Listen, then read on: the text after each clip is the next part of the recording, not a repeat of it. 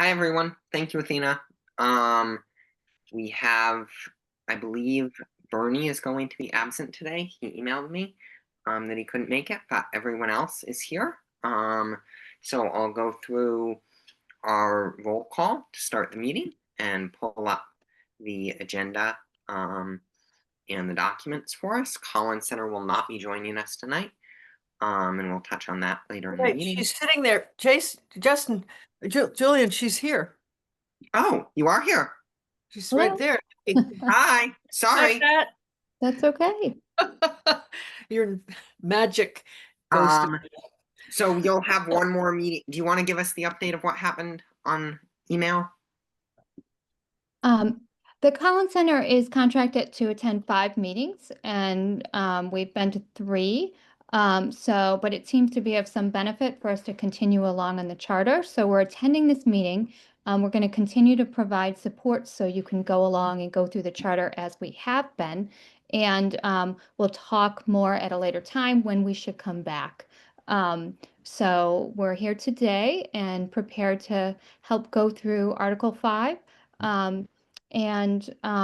We'll definitely be around in the background, and we'll be continuing to meet with the planning team and working on some of these issues behind the scene. Perfect. Thank you so much. I'll now go around and take a roll call. I'm glad you spoke up because I didn't see you there. Meg, Present. myself, hi. Raphael, Present. Andy, Here. Erica, Here. Marcus, Here. excellent. Ken, Here. awesome. I think that's everybody.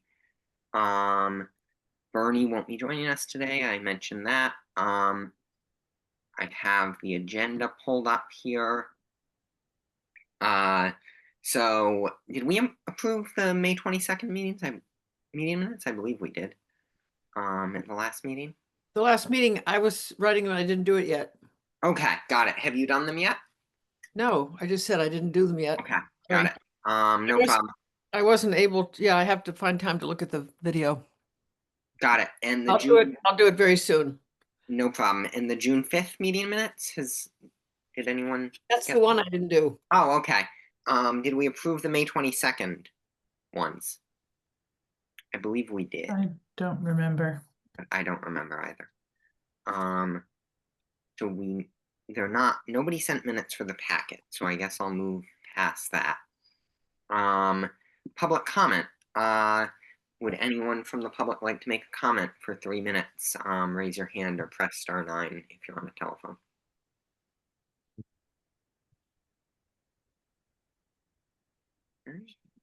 I'm not seeing anybody. So now we'll move on to the outreach and feedback subcommittee updates. And the Collins Center just gave an update, but if folks have any questions on that, we'll have some time for that. And then we'll do Article 5. My idea is for this to take about 20 minutes in total, so plan accordingly. Do you want to give a update on outreach, Erica, for our public forum? Okay. Yes, I can do that. So on June 18th, we held our first public listening session. Raphael and I were sort of designated facilitators, but we also had Andy and Julianne attend. Meg was unable to attend the first one. It was held at the Banks Community Center, and we had done a publicity push, but we had some challenges getting support from the communications office because they're great, but they were kind of overloaded with a lot of other town events. As a result, we had a small turnout, but we had an interesting discussion nonetheless. Since 4 of us were actually there, I won't do too much recapping, but Andy took some notes to summarize, and maybe we can put those in the packet for the future, for the next meeting as part of the minutes of this meeting or something. We had a good conversation about some of the issues around the charter. I don't want to take too much time in this update to go through that. but I will add to the update that I've reached out to Sam Giffens this week again to sort of make up another big push because Monday is our next session. And I would like to take a moment to talk about facilitating that next meeting and how we would like to handle that. Originally, we had talked about having a bit of rotation since the first public listening session was rather small, and the outreach committee has not had a chance to meet since then because of the short timeline. It's only been a week since then. So we haven't had an opportunity to designate a new set of facilitators. So I want to put that to the committee for discussion and how we'd like to handle that. I've also been given a Zoom link for the third session, which is July 8th, and I will be posting that to our website, and Sam will be posting it to the town website, so it will be getting around. The last thing I'll add to this update is that today I received some feedback from Sam about having a table at the farmer's market and how to set that up. I did some informal kind of flyer distribution at the market last week and at the Amherst Pride event, just informally handing out little copies of the flyer with the website on it and a QR code and information with the dates. It would be great if we could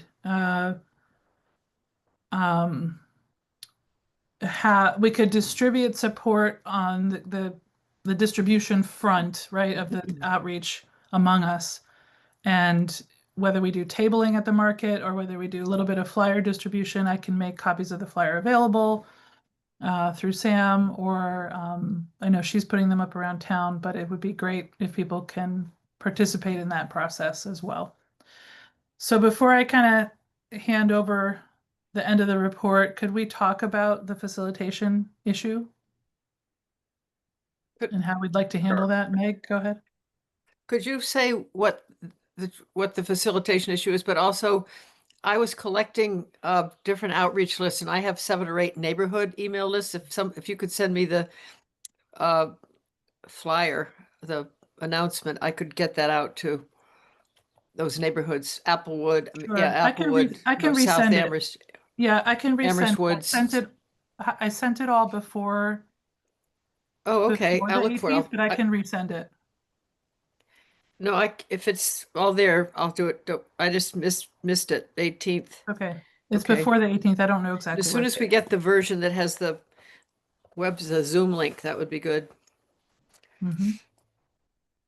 The Zoom link will be on the website, and the website is on the flyer. So I feel like um, one sort of constructive criticism, if we were to put it out on, like, I think email lists is great, our sort of handing flyers out is great, but I think I might have seen one little like reel on social media.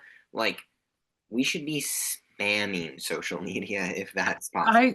Julie and I agree. There's not much I can do except hand them all the publicity material. And it's when they're town governed sites, it's up to the communications office. And I have asked for that to be like reposted so it can come up to the top of the feed a little bit more, fluidly. I agree with you. I wish that we had a little bit more visibility at this point. Okay, thanks. If anyone else has other ideas, like if everybody is a social media user, by all means, right, repost the thing that the town has posted to your own networks, so that it starts getting. Should we give Scott Mersbach called me a couple of times asking what's going on? Is this the time to give him a call? Let him know. I just keep saying we're not quite ready. I don't think it would hurt, but he did write it up in the paper. The problem is he put it up the day before that. Yeah. He wrote an article, and he quoted I think he quoted from he must have watched our meeting and quoted from that. Oh, good. Get to talk to him directly, but he did write an article prior to the June 18th meeting. Basically in the print version anyway. If he wants to write another article, I think that might be helpful for our next listening session. So go ahead and reach out to him, Meg. Yeah, I don't think it would hurt at all. Yeah. Except it's Monday and today's Thursday, so. Yeah. I'd give it a try if you can. And then the only other thing is, and I could also take this on myself, I don't know what the sort of policy or line we're going in is, but just shoot over a quick email to the Indy and the Current. I have the contacts for Art and Allison, and I'm sure they'd be happy to publish something. Yeah, I think that's a great idea. Yeah. Send them the flyer so then they can Yeah. reprint it. And I'll- Anita's watching, Anita's tomorrow. participating in the meeting. She could help us too. Yeah, absolutely, Anita. I think she published it last time, but publish it again if you can. We really appreciate you covering this. Yeah, stories are great. As far as the question about the facilitation, what is it fairly turnkey for folks to do it? I mean, is it I think that the way that the Raphael and I had set it up was, well, the outreach committee had a meeting and Meg wasn't able to attend the actual session, but we all contributed to just a kind of basic outline of what would be good sort of guidelines for facilitation, which we can share if anybody wants to take it on for Monday. And then we have copies of the charter summary have already been made up.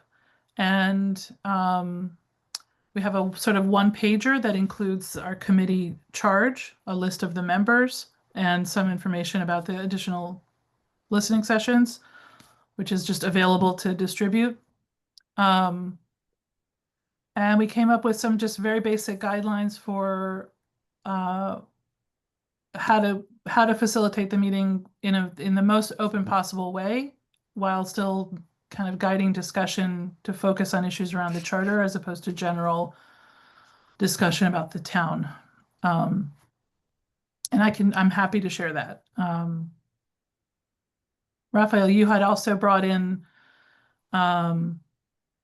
the question is always how are we taking notes? And so one thing that we had talked about and that Raphael brought in is this sort of easel pad to kind of have visible note taking as opposed to one person designated to transcribe everything, but to take some public notes in real time. And I think, Raphael, I don't want to speak for you, but I think those could be made available to whoever's facilitating. Yeah, they can. And I want to add, and this part of I'm jumping ahead to our subcommittee, but and I reviewed a bunch of final reports for the for charters across different towns, and one just had, they were not photos, but they were clearly like sticky pad on a wall, sort of transcriptions. So this has been done before. Just to be very clear, we're not doing anything new or anything crazy here by doing it that way. So I just wanted to give that support that this has clearly been done by other towns. Yeah, Thanks. and I apologize, Andy. I didn't see your email, but please feel free to add that to the packet retroactively. Oh, sure. I mean, Athena has it, so. Yeah. So the question is about who would like to facilitate. I feel like I could see it both ways. We could have a member of the outreach committee continue to be present, but I don't think it has to be only a member of the outreach committee. I'm happy to be I'm happy to be there and help facilitate. I'm not up on the entire curriculum that you guys prepared or whatever, but I'm certainly happy to help out. I am, me too, Great. because I think couldn't be there at all the last time. I'll help Andy and I can go over it with you. The original idea was if we had like 50 people, we'd break down into small groups, but that might not happen this Monday. It's Monday, right? That's right. Yes. I should be able to be there as well. That would be great. And we have a Zoom link for the following one, and we can talk about next week. The outreach subcommittee will meet, and we can talk about how to set up for facilitation for the following one. Do you mind just sending around the facilitation guide or whatever? Of course. Before. And then that. Andy, you and I can chat over the weekend or Monday or something. Okay. If I If you can want to.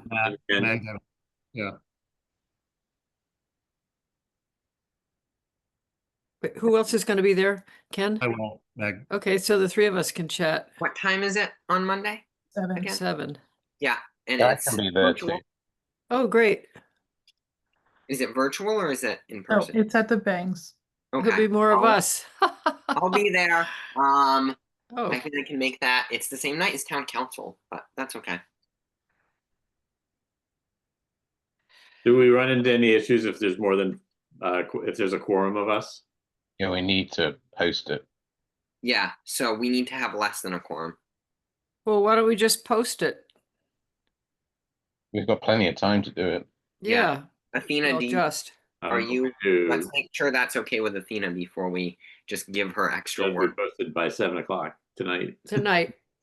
Yeah, that That's sounds right. like Athena is. Are you okay doing that? Feel free to say no. It's too late to post for Monday, Can the, but can we just attend because it's not a meeting of the I like the council members go to things. I guess that's only social events.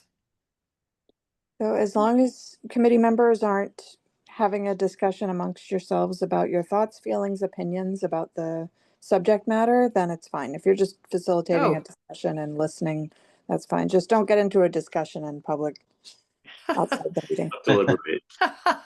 Deliberate. Good. Okay, great. Thank you so much. So it's Andy, Ken, Meg, Marcus, and Julian. Cool. Yeah. Raphael. And Raphael?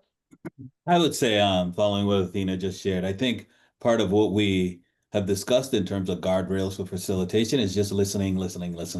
I think it's easy to chime in, share your perspective. I get it. But I think for us, at least, there should be much more listening than our own interpretation of anything, Agreed. especially during these. Thanks Yes. for Really saying think that, the Raphael. large- It was really, Yeah. because it was a small group, it was really easy for us to drift into a conversation among ourselves. And I think it was really important and interesting to hear and ask for like a little bit more detail from whatever people were sharing at that moment.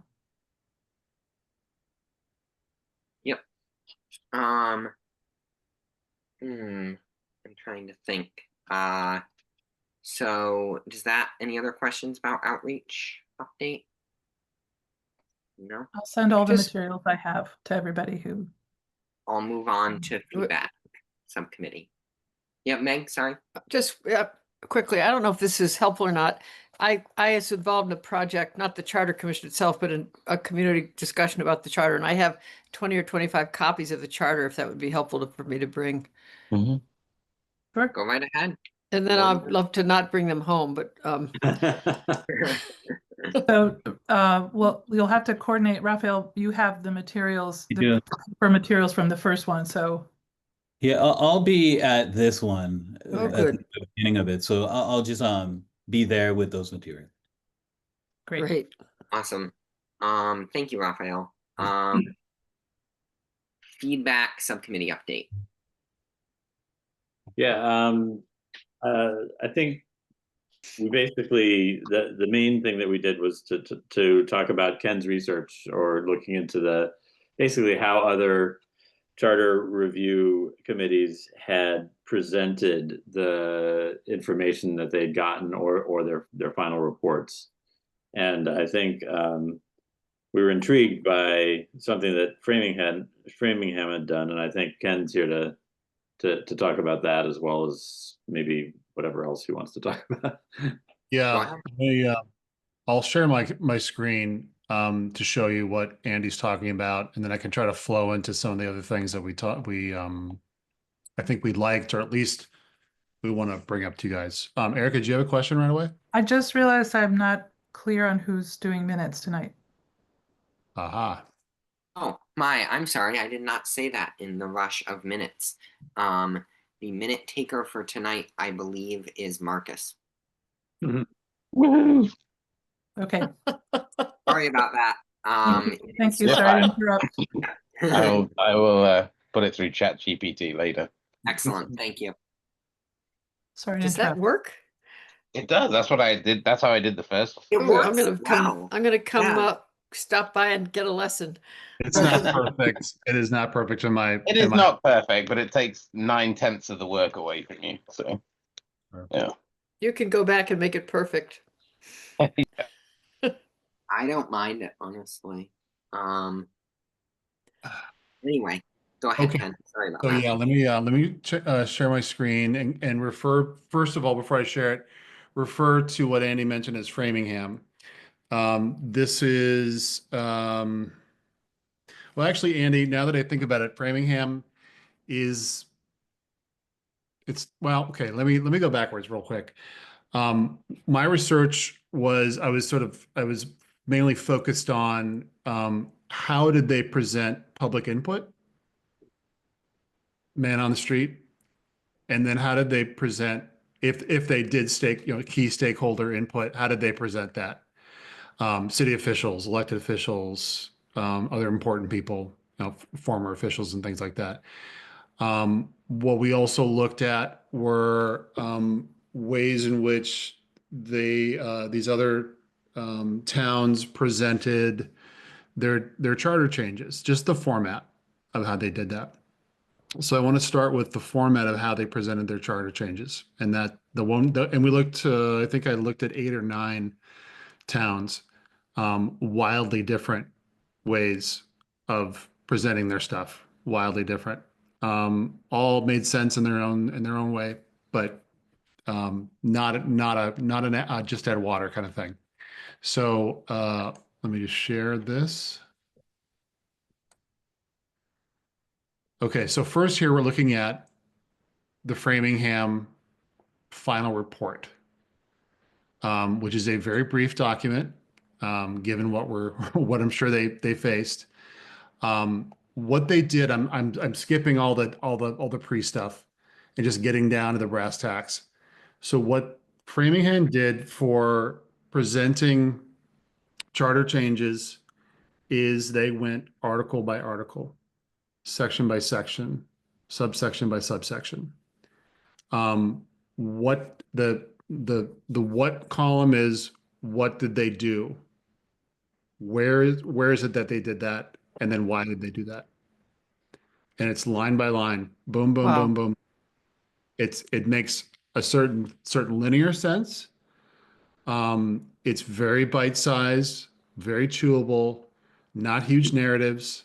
Bernie brought that up yesterday in our meeting. You with this version, you avoid the narrative for the most part. There is some narrative in this, but this is not a narrative. These are point by point. Great. Wow. I would imagine, I haven't gone through this line by line, but there probably were things they didn't touch. And there's 3.1B and 3.1F. So C, D, and E clearly weren't, I'm going to assume that they didn't change them. So that's why they're not there. So they didn't literally go through every subsection. But this was an interesting, really digestible way, I think, meant for the public to consume at the end. So we looked at multiple different ways of other towns. This is the one that stuck with us. Wow. So again, this is Framingham. It's amazing how short these things are, to be perfectly honest. Really.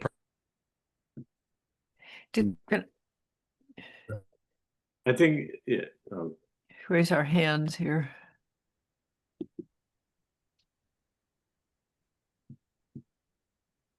Yeah, sorry, I can't see them on the screen when your screen. Hold on. Yeah, since my internet connection's unstable for some reason. Okay, that's probably why. Go ahead, Okay. Meg. Yeah, please. Did they have it? I apologize if you said this. Was there any kind of narrative that went with this? Let me scroll up real quick. And It was in- did they give any areas where there was a difference of opinion? What did it take to get in it? In other words, we've heard suggestions that, are clearly something only one person has advocated for. Obviously, to what extent do they report on a variety of different opinions while they make this is just consensus? There's no sense in here about it being consensus or not, to be perfectly honest. So I can't answer that question. I don't know. Yeah. it's a great question. Were these consensus, or were they just one person or a couple people that felt these changes were needed?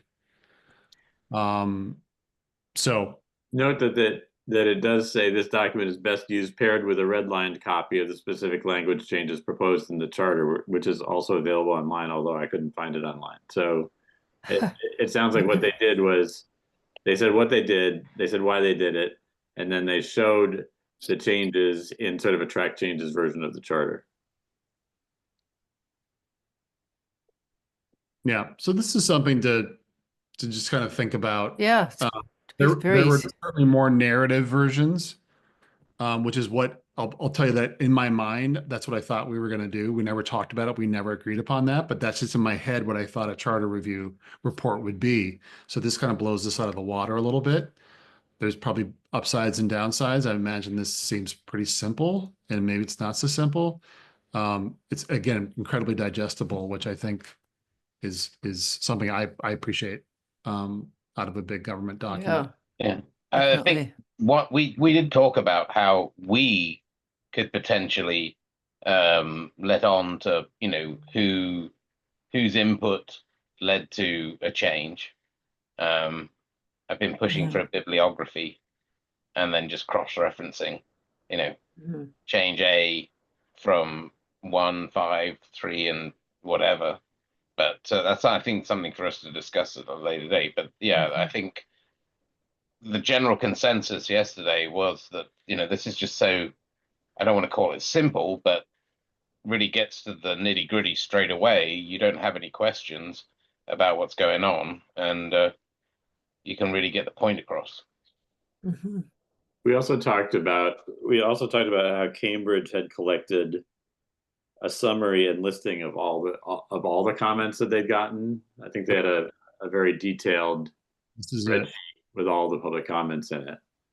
And something I realized, Andy, when I looked at this again, was I don't know how they categorize these. These are not done by date. They're not done by name. They're not done by method. They're random. They're very, very, very random. Which maybe that doesn't matter. But there's really an organization to it. But this rolls on for about 30 pages. Whoa. This tiny font. That's the regular font. This is the font. Whoa. Yeah. It goes Can't even on read and it. on. And is very obviously very thorough. I love the transparency of it. I'm a fan of this actually. Yeah. Doesn't mean we have to do it, but and they redact when people mention their addresses, they redacted them. Otherwise, they put their names up there. Did they do it in a meeting? Do they do it in email? Did they do it on Twitter? So Wow. obviously not trying to get you to read all these Holy things. moly. Yeah, it goes and goes and goes. But I mean, Wow. we talked about that, you know, our final report doesn't necessarily have to be printed. It could be something that's just on a website, and it could be a table like we saw from Framingham, which explains what and why, and maybe could have another column that says the exact language. Or you could attach it to a track changes version of the charter, and then you could have an appendix, which is all the comments we got.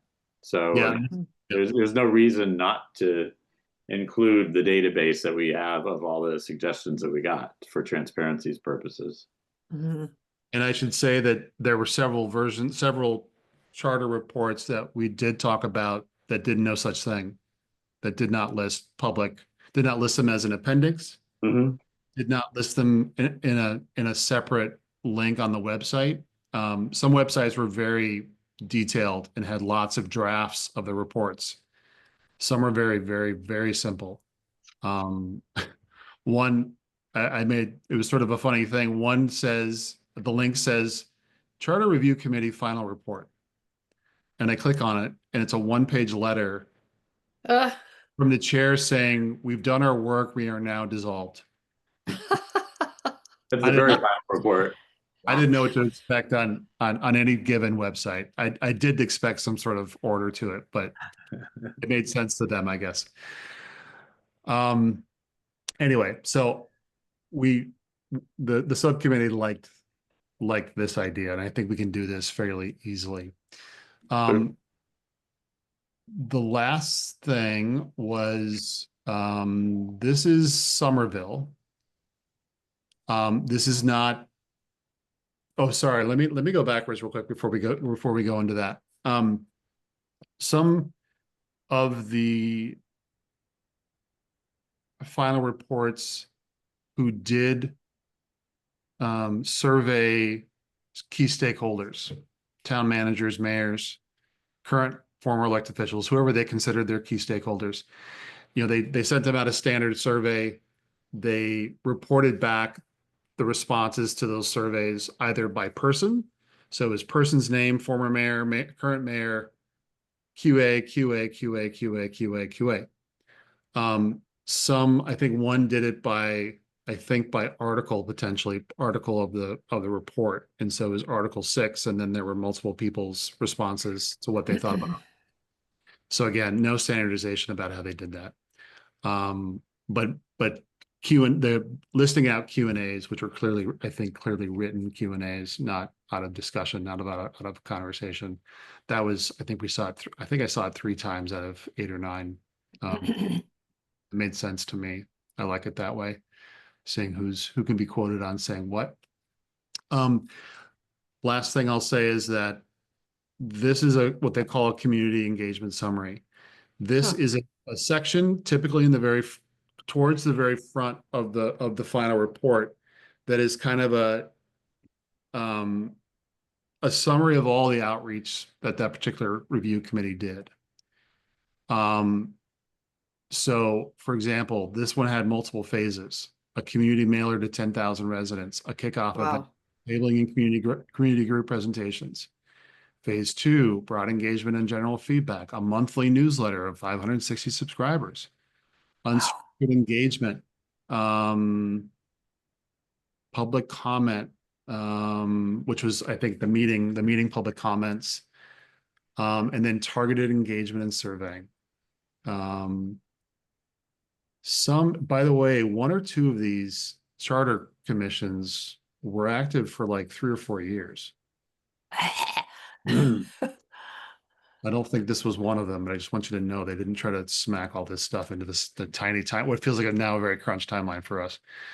So just data collection. How do we collect data and stuff? So they'll, direct feedback. So I think this would be really good to really summarize what we've done in terms of outreach. We have these different methods that we're using now, and just keep track of them, and we can list them all. I think it's really important to kind of show off that piece of what we've done for collecting inputs. Oh, thank you.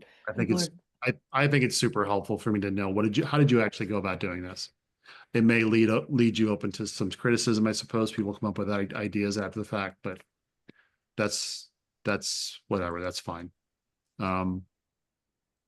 So those are the 3 pieces I wanted to show you. The Framingham version of how they listed the changes, the recommendations for changes, how public input was shared on the Cambridge report, and then the Somerville, which is one of several examples of this, making sure the report lists how we reached out.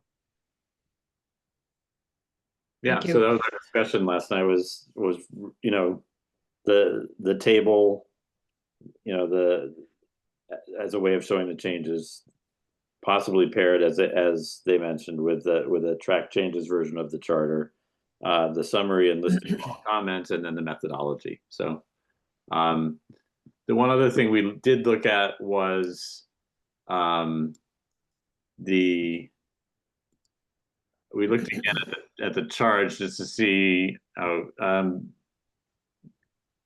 Ken, do you want to stop sharing for a sec? I can right now. We looked at the charge just to remind ourselves of what the 3 different types of reports are. So it's actually sort of backwards from what I imagined Framingham did, but because they talked about what and why, and then they eventually got to the specific changes. But the reports that were asked for is an initial report with draft changes, a preliminary report with recommended changes, also showing a comparison of all proposed changes to the present language. So basically, the recommended changes and sort of the comparing it or track changes kind of thing. And then the third one is recommended changes, comparison of all recommended changes to the present language and reasons for the recommendation. So if we had a 3-column chart that had what are we suggesting, why, and here's a specific language, that would cover the final report. And we could start off with a draft at the beginning that has all those things and just do it 3 times. But I don't know. But that's what we're being asked for. So. And I think a 4th column to that would be, sorry, it's just sort of a parliamentary thing, but just the section you're talking about, subsection, whatever, blah, blah, blah. And then the old language, the new language, and the why. Yeah. I totally agree. I think just to make it easy for people, it might also be helpful to like put that language into the existing charter so people can like see how it reads. Yeah. Without anything else. But yeah. Yeah, it sounded like that's what the what Somerville, I mean, what Framingham also did, that they had basically a track changes version of the charter. Exactly. Erica?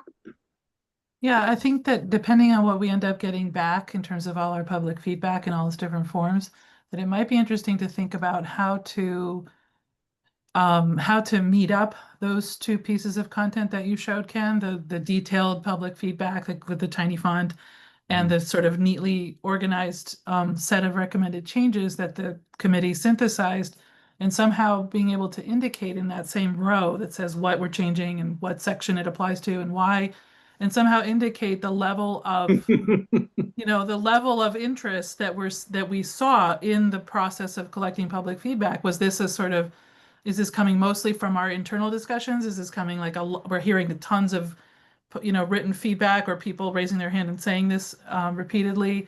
It would just be interesting to figure out a creative way to connect those dots in the report. Yeah. Raphael and then Marcus. Yeah, I Sorry to keep you up, Julian. Yep.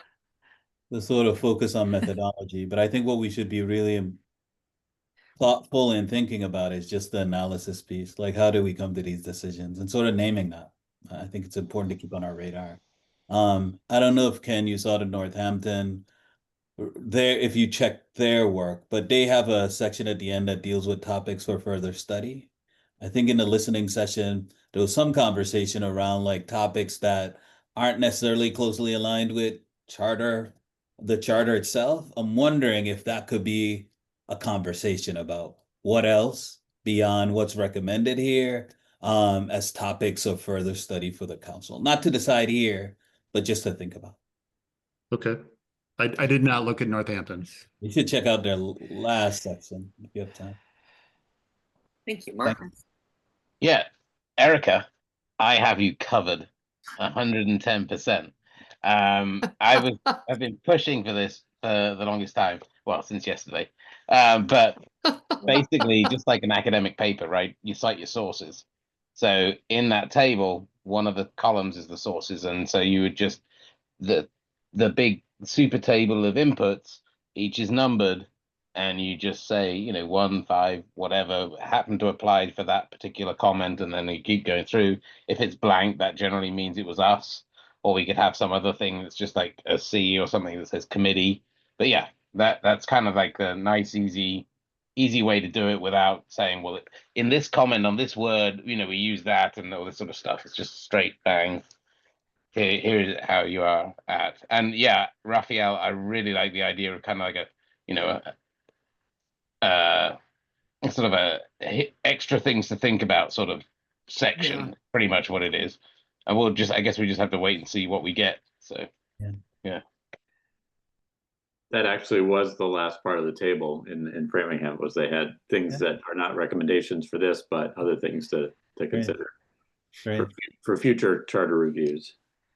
Awesome. I think we used up our time, but that was how we spent our time, and we're looking forward to getting the data from the survey and we wanted to get your feedback on report format, and then think about next time we'll be thinking about how do we bring the information to you, how do we organize it for this group and for the public. So thank you. Thank you. Other questions about this or about the Collins Center update that was given to us earlier before we move on to the budget? No? Okay. Sorry to keep you waiting. Pat, I'll let you take it away with the budget. I do have a document that I believe I shared with you all and it's in the packet, and I can explain it and discuss it as needed, but I'll let you take it away. Thank you. So we are going to do kind of what we did last time. I will put the charter up on the screen with some notes and we'll go through it. This is really a review of the charter. I don't know that you'll be making any decisions right now, but it's an opportunity for you to ask questions as we go along and talk a little bit in a little bit more detail. Let me just see if I can share the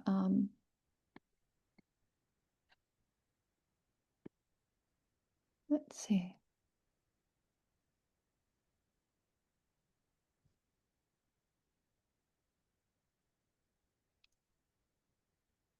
Okay. All right.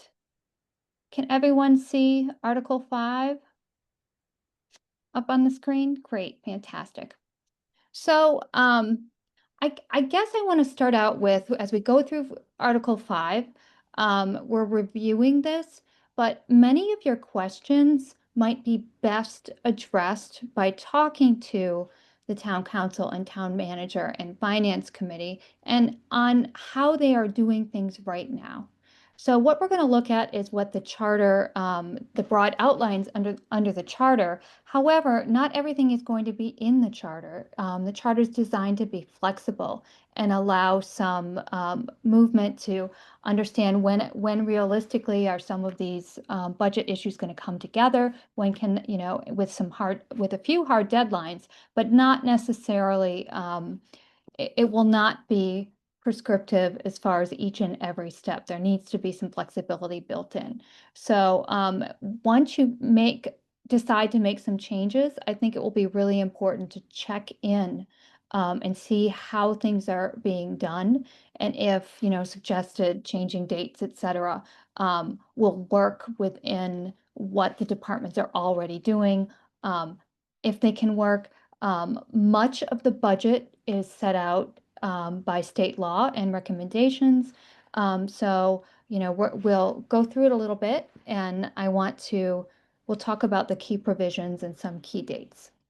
I just wanted to start out a little bit because budgets under a council manager form of government are very different than under town government, and you've probably experienced this change over the last several years. There's a different schedule. They are not looking to have everything done by a certain town meeting. There's a little bit different patterns of the schedule. The state, and I included a link here. The state has a sample city budget that incorporates just some ideas.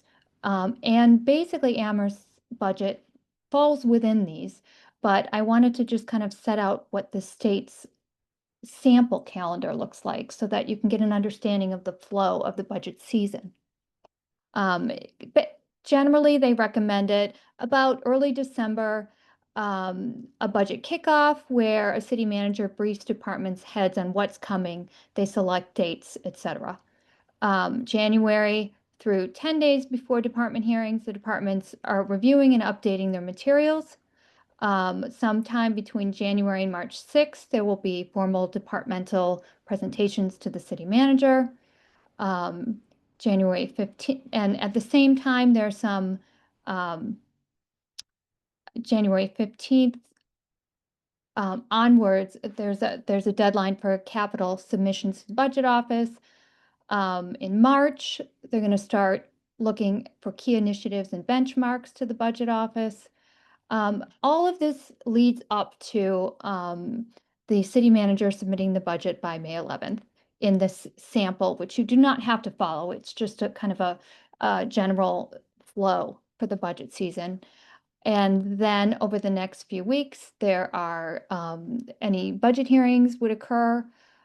And there's a projection of a budget being adopted by June 15th. with a deadline by June 25th so that the first day of the next fiscal budget, July 1st, is met. Things don't always go that smoothly, but that's just kind of the general flow of the seasons. There's not much break before they start up the whole procedure again, but really you're going from December until July. There's constant budget movement. Now, I wanted to lay out we're going to go through these individually, but I wanted to put in one place in advance some of the key dates that are locked into the charter. Now, again, the charter is designed for some flexibility. So it's not going to say, in fact, the first date, is at the beginning of the process, there's a meeting of the budget coordinating group. And that's where they're really going to look at forecasts, develop budget guidelines, develop deadlines, and make sure that the budget has a process going forward. The next date set in stone, and it doesn't mean it has to happen, as late as March, but the town council will call a public forum. Is it the town council? I was thinking it might be the town manager, but the town council calls a public forum. Prior to April 1st, the proposed budgets adopted by, and I know there'll be some questions about this going forward, by the Amherst School Committee, the Regional School Committee, and library trustees as written. It says it shall be submitted to the town manager. By May 1st, the town manager submits to the council the proposed budget, including municipal school and library. The town council then refers this to Finance Committee, which must hold a public hearing. And then it says they pass or amend the budget by June 30th. A similar path for the capital improvement program, May 1st, the town manager submits both an inventory of your capital items and a 5-year capital improvement program. And the council has to hold at least one public forum and vote on this before June 30th. So that kind of lays out from the top where we're going with this budget and the budget season. And the first section, let me go back. The fiscal year of the town begins on the first day of July and ends the last day of the following June. That is, that's state law. That's not something that's going to be changed. Section 5.2 talks about this budget coordinating group. There's no date, but the town manager shall call a meeting of the budget coordinating group as defined below before the budget process begins and may call further meetings. The role is to review the financial condition of the town, revenue and expenditure forecasts, and other relevant information prepared by the town manager to develop coordinated budget guidelines and a calendar and to coordinate the process.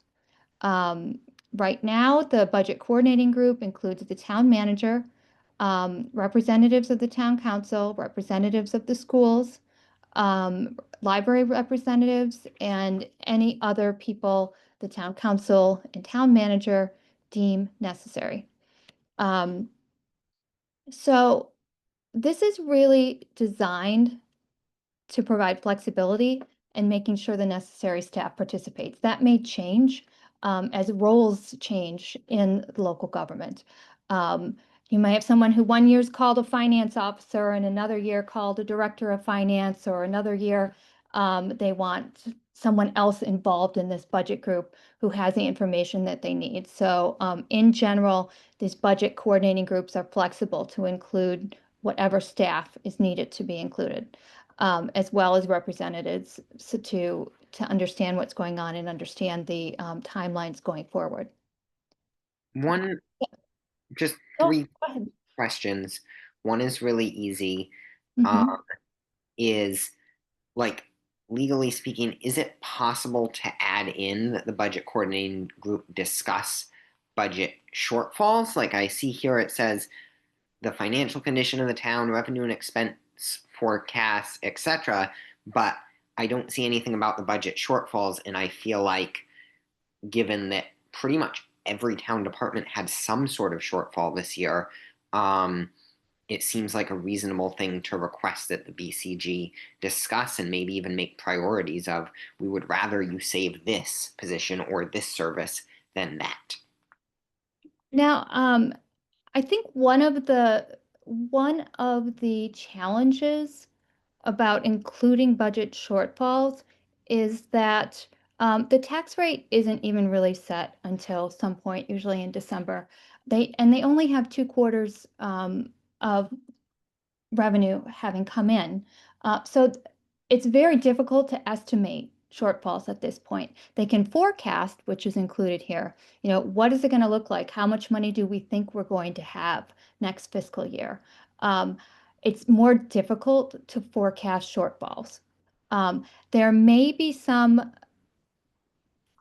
additional goal setting that maybe come out of this. There may be some conversations about what goals, you know, I would say goal setting is more of a usual discussion than shortfalls, because there are a number of fixed costs that are going to have to be included in the budget, and they don't know how much money they'll have quite yet. They can't forecast. They can start forecasting, but not confirm and understand what they're going to have shortfalls on. So I would say maybe that term is a little bit challenging. Goals and priorities might be something that is more feasible to be included in those discussions. I think that sort of answers my question. I think like a goals and priorities statement in the BCG to ask them to discuss that and sort of guide the town manager in that direction might be very helpful. Just because we have a lot of competing needs, and some sort of goals and priorities statement, I think, is necessary here. So that was my first thing. My other 2 things is, well, the hearings are at a different time, so I won't ask that question. My only other question is, in terms of the regional school committee budget, because that's a separate entity than the Amherst schools or the library. I was looking at state law, and how I interpreted it was that BCG can set the limits for municipal, elementary, and library, but they don't have the authority to set those same limits or recommendations for the regional schools. So that was one area where I sort of feel like I don't know completely. I'm not a lawyer, but it seemed like state law and this budget section were out of alignment. I hear what you're saying, and there was recently a guidance paper that came out in March 2025 about the involvement of local governments in passing regional school district budgets, which are definitely different than local school budgets, because you're not the only community involved in making these decisions. Much of it is guided by the contract, with the regional school district contract. A lot is guided by the Department of Education and their requirements, which are very strict. And so generally the budget is set by the regional school district outside of this.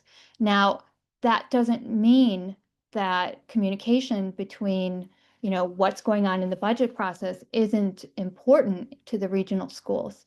It's important that the regional schools understand the fiscal situation of the town as they go out and work on their own budgets.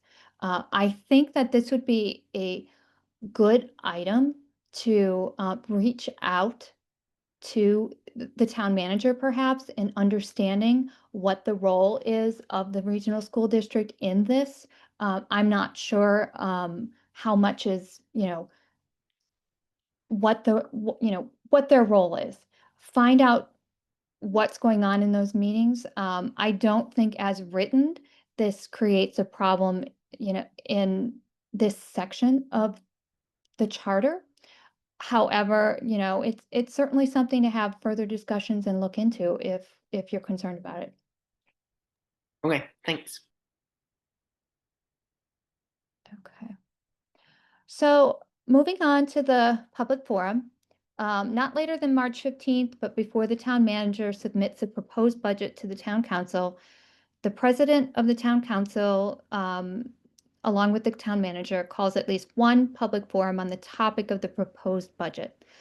So this is designed to be before March 15th, before the actual budget is turned over, to the council.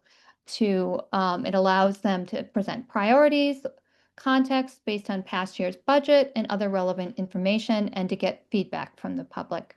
In general, this allows the town manager and the town council to have seen the forecasts for, what will be the tax rate, how much money will we have, and to develop some priorities and goals, and then present them to the public so that they can get some more public input. But I wanted to just leave it open to you all to discuss a little bit the timing of this forum, whether it's working for your community. Again, this is something that if you wanted to change, you probably would want to talk with the town manager and see, what is a realistic timing for them to have the information that they need for this. Andy, think- go ahead. And I have one comment. Yeah, I mean, I think we've heard concerns from, especially from parents and the school advocates, that if the forum doesn't happen until March, then a lot of decisions have already been made, or a lot of it doesn't give the opportunity for interested members of the public to weigh in at the beginning of the process. I hear what you're saying about the timing of forecasts and being able to sort of project what kind of resources we're going to have, but I think there's a bit of a tension between, what's the purpose of the forum? Is it basically to present sort of a fait accompli to the public, or is it to hear from them and then be able to adjust if there's a groundswell in some direction? Yeah, thank you, Andy. I agree. I think that, like, if Bernie were here, he would say November is really actually the best time for input on the budget, and that's what I've heard again and again.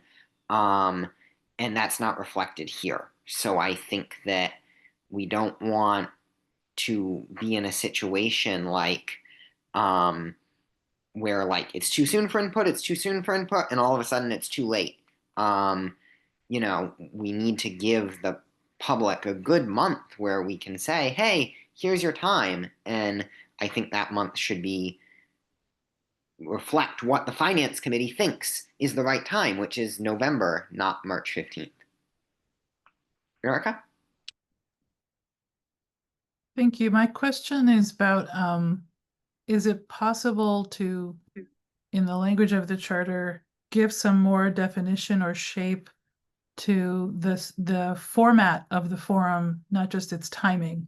Like I see that you've noted the timing as a point of discussion, like where does it come in the calendar of the budget coordination and so on. But given that that it stipulates the necessity, the requirement of a public forum, but there's only, I think, one definition of a public forum in the charter, which says something to the effect of where half the meeting is devoted to public comment, but that's all it says. And is there I don't know, is there room, is it appropriate to give some more definition to what that standard of a public forum is, or what that looks like?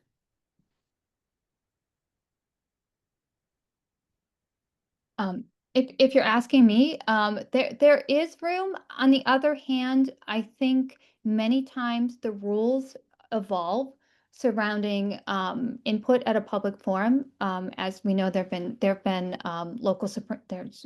the SJC cases have come along of what type of rules you can have as far as content and style and time limits, etc. So to some extent, that forum is going to follow the council's rules that they already have for public speaking at theirs. What I would suggest is if there's something in particular that you're interested in including, raising to the level of a charter requirement, we should definitely talk about that. And you can talk about what it looks like, and you can talk about what's being done already. Are there already rules in place and bylaws in place that cover this sufficiently? Should this be elevated to the level of a charter, or is this something that could be changed with changing the rules for speaking at public forums? As for the, the additional timing, and that is certainly the committee's purview to talk about the timing, and then the question becomes, are you moving up the public forum, or are you going to add some sort of earlier public meeting or place where input is requested? And that may be earlier in a priority and goal setting meeting with public input. So you may not have the numbers yet and know how much money is available to be used for what things, and how much money is left over after the fixed costs are introduced. But I guess the question is whether you're going to want an additional forum in the fall, or an additional public meeting where priorities are discussed, and still keep the one that is more of a reflection on, here's where we're at in the spring and how much money we have, and how, now that we've had some time to look at it, what does the public want? So those are things for you to talk about and consider making changes to. Yeah, thank you. I guess we can keep going if anybody else has questions. Okay. This is where most of my questions are, so I apologize in advance for taking No, not at all. That's what we're here for. Section 5.4 talks about submission of the budget and a budget message not later than April 1. The proposed budgets for the Amherst School Committee, the Regional School Committee, and library trustees shall be submitted to the town manager. I'm going to stop. I'm just going to take these one at a time and stop there and ask if there's any questions. I have one question, which is, and this might not be possible with state law, but basically we have a situation where the library trustees in the schools, as in the schools, the Amherst and region, get an added month of scrutiny, and the municipal budget then gets released in May. I understand the need to combine sort of everything to make one big budget package, but would it be possible to require that, like, the department budgets for, like, I'm thinking town hall, fire, police, DPW, come out also on April 1st, so that it's sort of an apples to apples comparison that everyone can look at, rather than basically you have the committees and the library trustees submitting what they want, and then the manager sort of being able to fiddle that around with the municipal budget. I would be curious to ask the town manager how this works in practice. My thought on this is that the town manager is involved in the creation of all of these other budgets, so he has an idea where they're going. He or she they have an idea of where they're going with the budget, and the reason for the April 1st submission is to get an understanding of how much they're talking about, so that the budget can be completed within the parameters that are going to be required by the other departments, because they don't have that information before they complete they need that information before they can complete the rest of the budget. That would be my understanding for it. But I think that would be a great question for the town manager of how that would work out in practice. But it's certainly something that could be considered.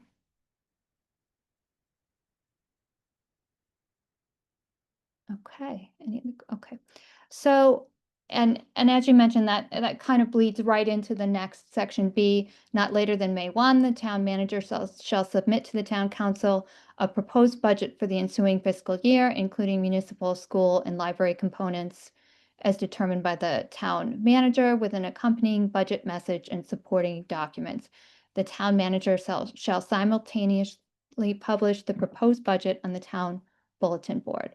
So essentially, May 1st, the town manager is giving the budget to the town council, including these other budgets in the school and library components, and along with a message. That is really very typical across the Commonwealth. That's a date that's very typical. But I'd love to hear, if you have had any concerns or feedback about that date. I don't really have any concerns about the date. My concern is, and this partially blends in where it says later on that it goes to Finance Committee, but I'll ask this now. So again, Amherst School Committee, Library Trustees, Municipal Budget, all makes sense that it goes to the town manager. But on MGL Chapter 71, subsection 34, says that the regional schools budget has to go directly to the appropriating authority, which in our case is town council. Some places it's town meeting or city council, for a vote.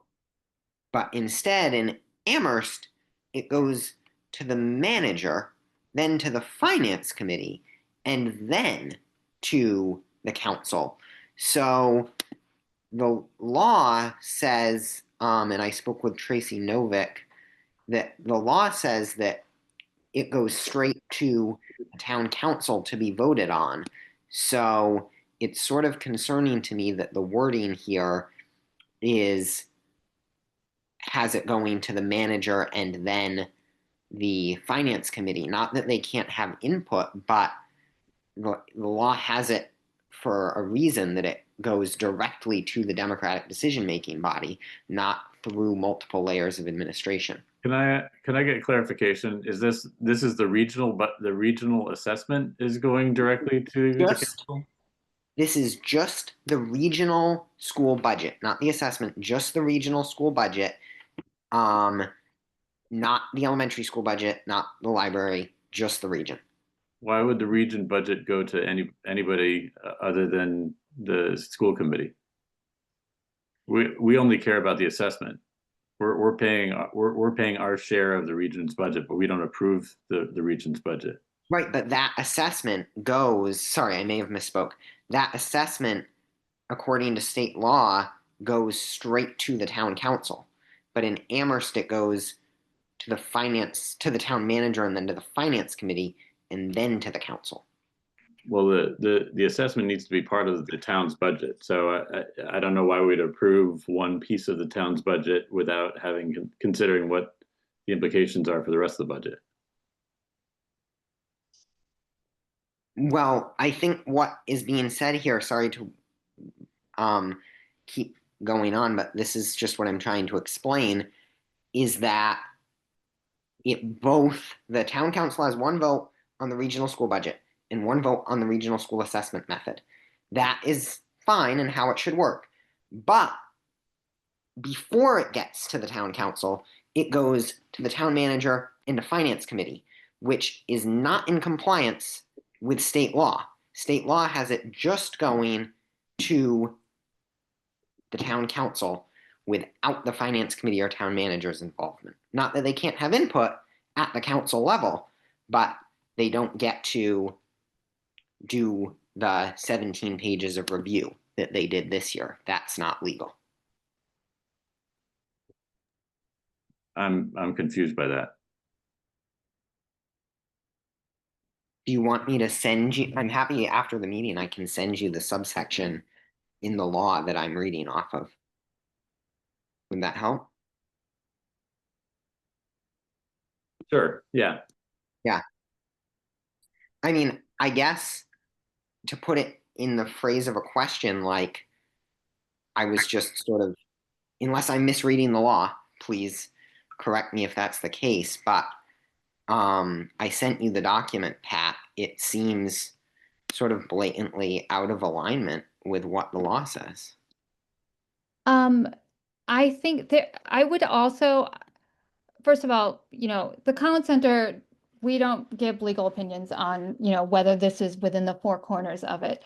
I can say that this charter went through the Attorney General scrutiny process, and that wasn't raised as an issue to my knowledge. That doesn't mean it's right or wrong. I don't see, without knowing the facts of what happens once it gets there, it would be impossible for me to say whether this is the appropriate way for it to go. I think, you may want to have town council weigh in on this, your solicitor weigh in on this. But I would encourage you, I'm not sure, was what you sent me, was it the March 2020? There's a March 2025 guidance on municipal approval of regional school district budget. Is that what you sent? Yep, that's Okay, what I great, sent. because that's Yep. what I have also, and definitely the town council needs to be voting on the assessment that's put before it by the regional committee. That doesn't mean that others can't weigh in on what they think about that, because the town council is looking for guidance in how they're going to vote. But whether this particular language and order, I don't think it's necessarily violates the, spirit of the law, but I think that's for your town's attorneys to decide. So you may want to flag that as an issue that you ask your city solicitors, because it's difficult to say. To some extent, the finance committee is an arm of the town council, that they provide them advice. So from that perspective, it certainly would make sense for them to review it. Whether whether the town council receives it and then hands it to them for review, or whether it goes to the town manager first, who hands it to them for the review, I'm not sure if that makes a difference or not. I really couldn't give an opinion on that. Okay. But it's Yeah. definitely something to look into if it's a concern of yours. Yeah. I think we should go ahead. Sorry. Nope, I'm finished. Yeah, I think we should look into this, just because, like, basically what happens now is it goes to the town manager. The town manager puts it within his guidelines, which effectively usually chops a few $1 million off of the budget. And then after that, the finance committee votes on it, and then that vote goes to town council.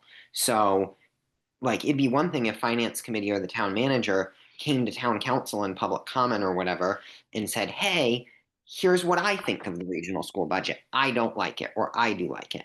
I feel like that would be more appropriate, but the manager puts it within the guidelines, and then the finance committee votes on it, and the finance committee vote is what actually gets sent to town council, not the regional school committee vote. But isn't a committee of the town council's vote their voice?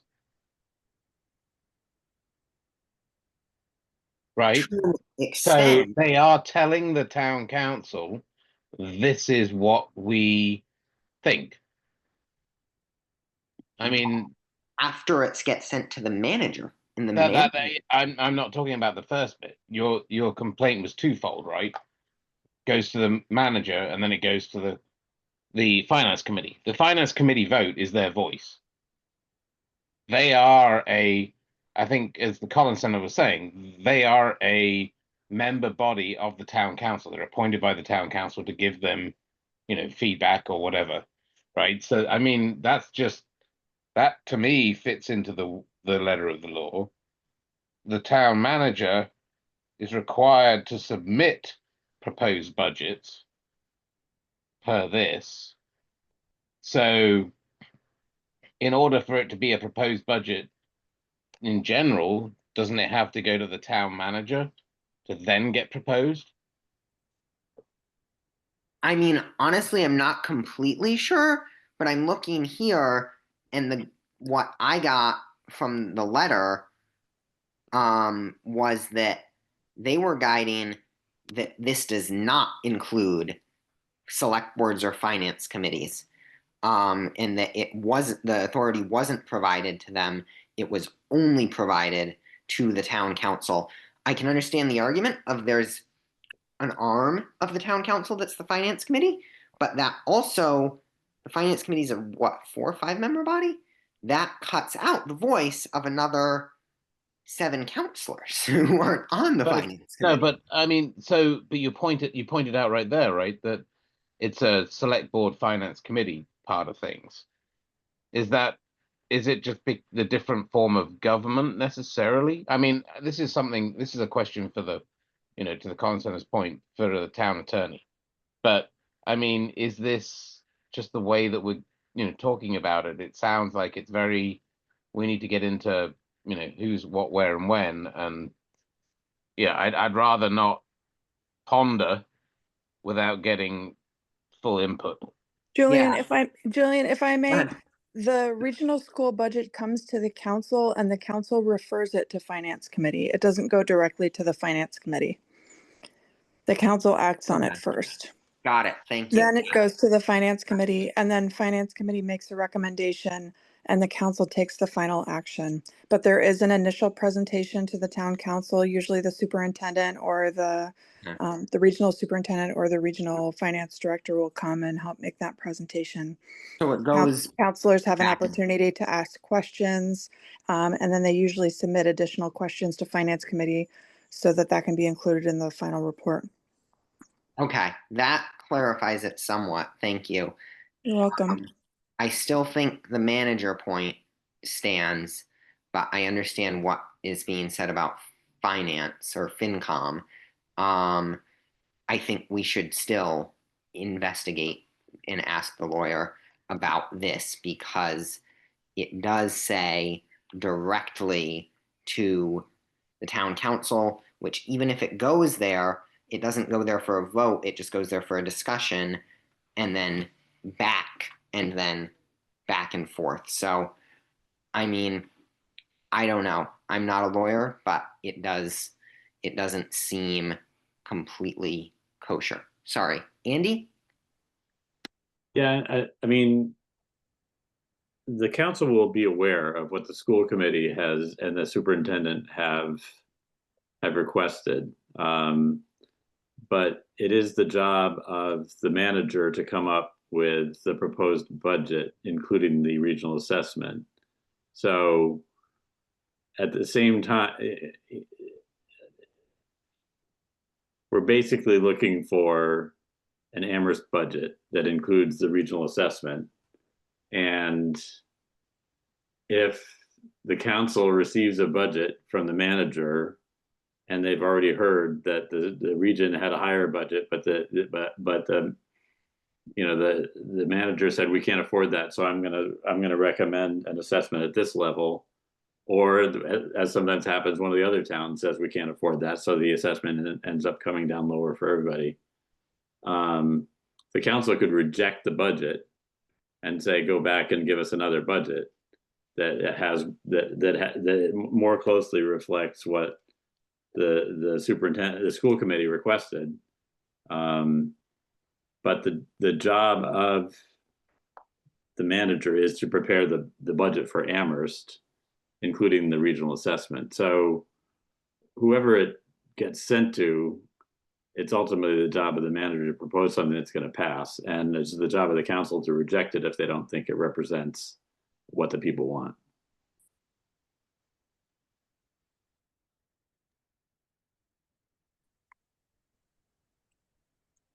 All right. I think that's my only question on this section.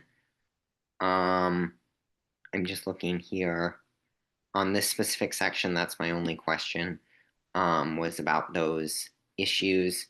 I think probably the best place to go with it, I'll send you that email, Andy, but I think the best place to go with it is to ask some sort of legal advice about this because I mean, everybody has a different interpretation of the law, but the way I read it, something's sort of incorrect here.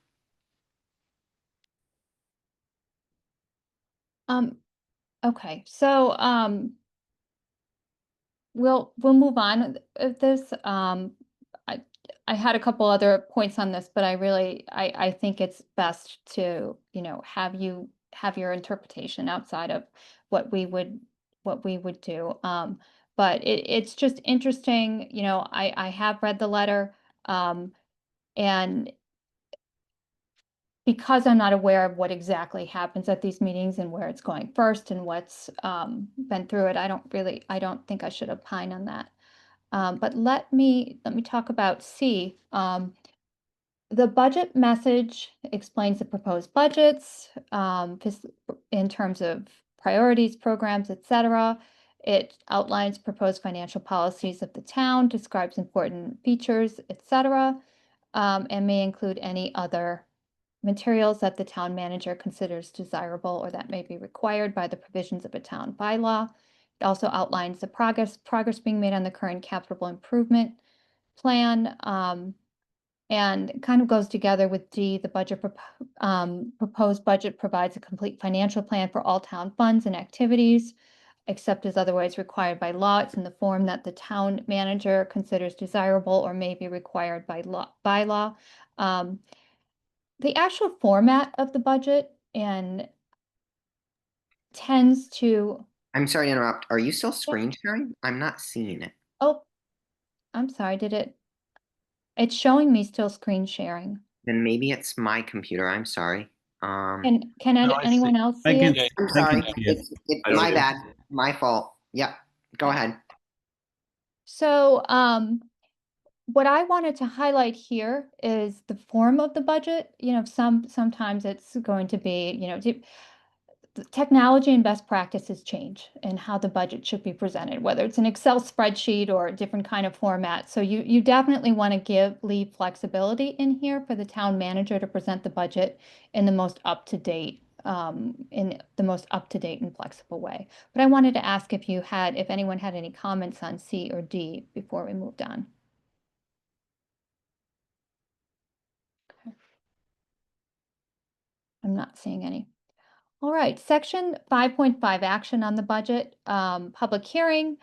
As soon as it receives the proposed budget, the town council refers the budget to the town council's finance committee, which shall hold a public hearing giving no less than 10 days notice. Financial committee thoroughly review the budget, make a presentation and recommendation to the full town council within 30 days of referral. So any comments on 5 on section A? The finance committee considers any questions. In general, the finance committee can take a look at books, accounts, management of agencies, and through the town manager, superintendent, or library director, ask for people to come before it and talk about the budget and provide information.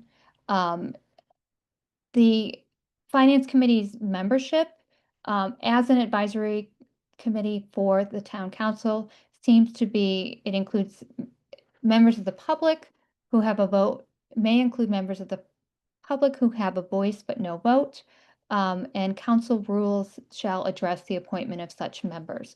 So we'll see this a lot.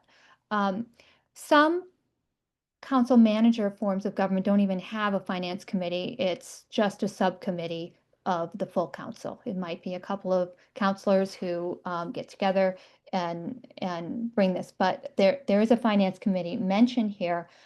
There's not a lot of definition as to who is involved in this, and I would suggest that's probably intentional because they want to be able to build a finance committee that includes staff and members of town council.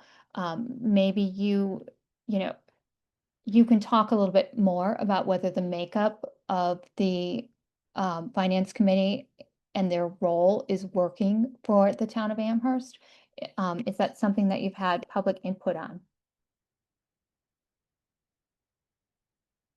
Had a little bit of discussion on it, but not anything huge, if I'm recalling correctly. Andy? We have had several people recommend that the resident members should be able to vote. Right, that's, I was gonna, yeah. Yeah. I've One- heard that a lot. I've heard One that a lot. suggestion I was thinking, and I don't know what people think of this, is even maybe the possibility of elected town resident members. I don't know how allowed that is, but like have the town be able to elect simply finance officials as resident members. And that way everybody sort of gets, I mean, we get a voice on town council who manages the finances, but the town itself as taxpayers, we pay some of the highest taxes in the state, but we don't get a direct person who solely handles finances who we get to vote on. And I know in a lot of other states, not so much in Massachusetts, but like in Vermont and Colorado, they elect their own municipal finance officials.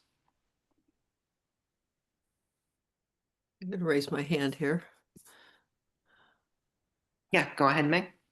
I think it's another time a discussion, interesting discussion about which leadership positions require a special level, high level skill, and which, and might, another way of putting it, which are most benefit by being elected by a popular vote as opposed to appointment based on qualifications. I mean, both have pros and cons.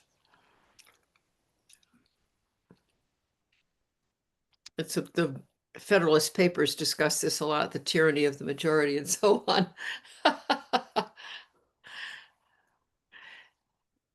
There's the whole protecting democracy from the voters. I think Andy, go ahead.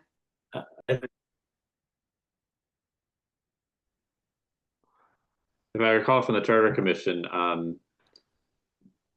as Pat said, some places just have a subcommittee of the town council that is the finance interested members who, vet things for the council and then bring it back to the full council. We decided to have a little more public, something, have a little bit of extra perspective on that. But we were hoping to have people with some financial expertise. So I think that's why we had the community members, but and then to have the question that I've heard more about is like, if you have these people on who have some sort of, presumably have some expertise and have suffered through the process with the other finance committee members, the town council members, that maybe they should have a vote too, but they're not elected. So I don't have a particular thought on it, but I think it's a little bit more public involvement than just having a subcommittee of the council, but they don't have a vote right now, so we could decide on that. Yeah, it's certainly something to discuss. I'm not opposed to having the resident members have a vote. I just thought it just might make sense given that I know, like, if we look up in like Boulder, Colorado, they have elected finance. They have elected finance officials. And I just think that's sort of an interesting way of making, like, I hear what Meg's saying, but I also think that economic democracy in this day and age is really important, especially when we are making a lot of decisions that affect a lot of voters. I mean, generally the main things we hear about in town are the roads and the schools. This is how that money gets spent. I think the more say that people can have in that, the better. Meg? Julian, I think we're mixing up two things. We're talking about two things at the same time. One is whether the resident members should vote, and the other is how resident members are appointed or elected. They're separate.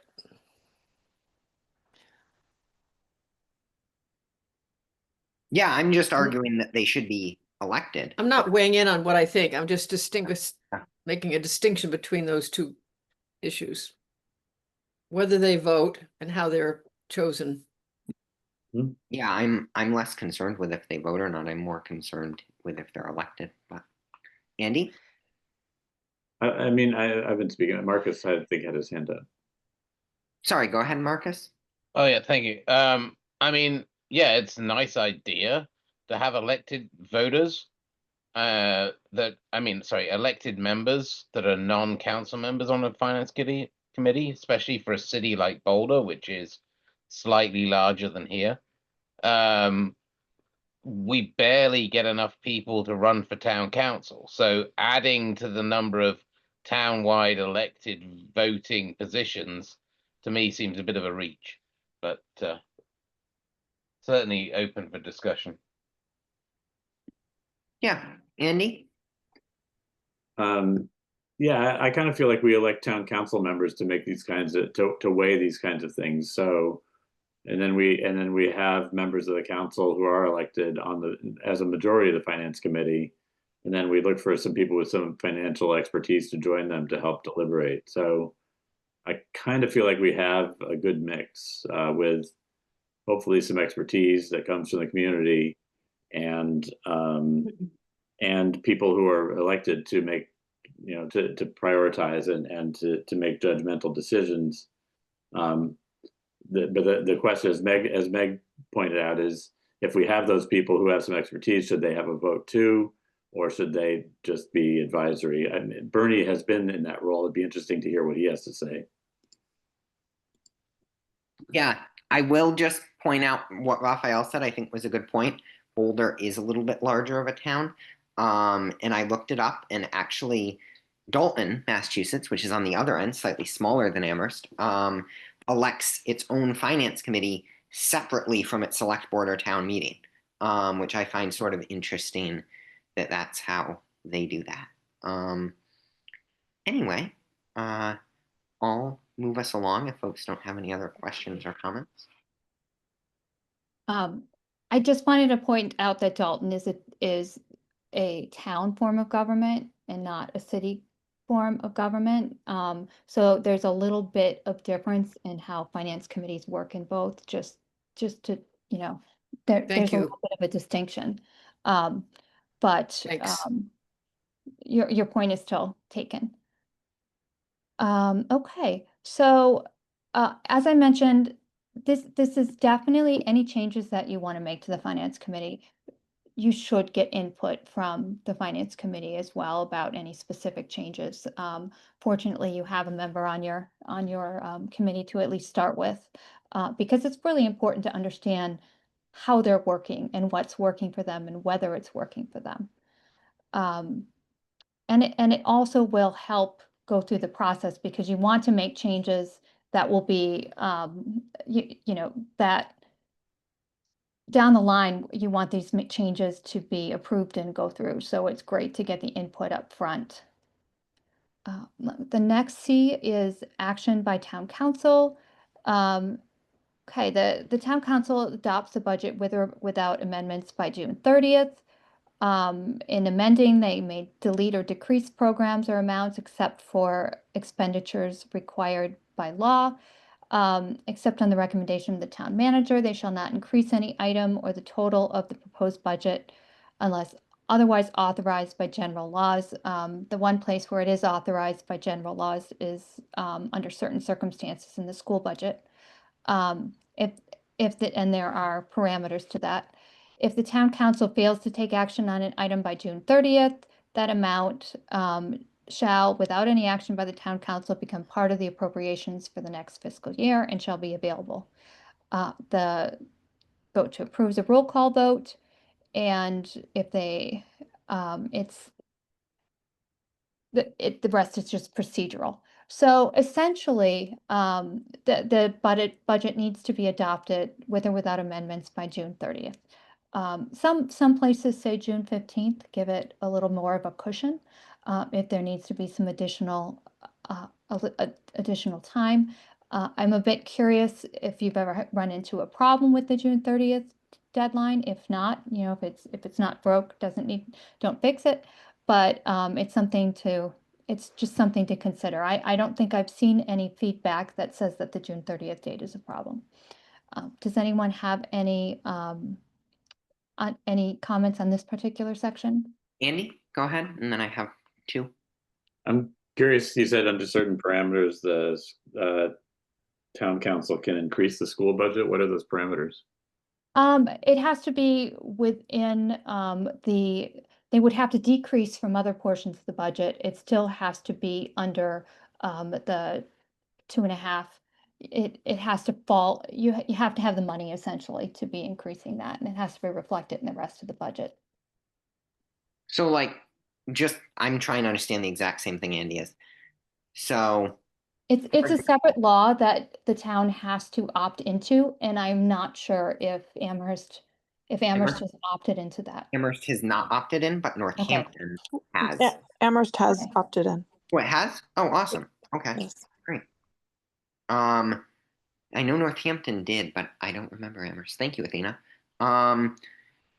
So basically that just means the town council could theoretically say, we are going to, and I'm just inventing this, we are going to reduce the capital budget by 300,000 and move that money into half the elementary schools and half the regional schools. That would be allowed.